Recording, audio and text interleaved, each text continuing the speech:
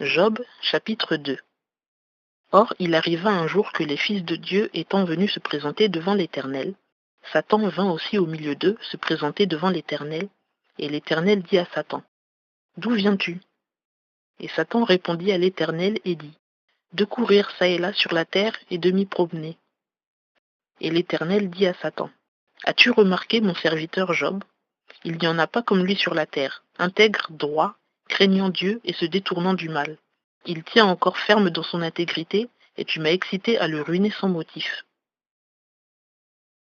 Et Satan répondit à l'Éternel et dit, « Peau pour peau, tout ce que l'homme possède, il le donne pour sa vie. Mais étends ta main et touche à ses os et à sa chair, et tu verras s'il ne te renie pas en face. » Et l'Éternel dit à Satan, « Voici, il est en ta main, seulement respecte sa vie. » Et Satan sortit de devant la face de l'Éternel, et il frappa Job d'un ulcère malin depuis la plante des pieds jusqu'au sommet de la tête. Et Job prit un tesson pour se gratter, et il était assis dans la cendre. Et sa femme lui dit, « Tu tiens ferme encore dans ton intégrité? Renie Dieu et meurs. » Et il lui dit, « Tu parles comme une femme insensée.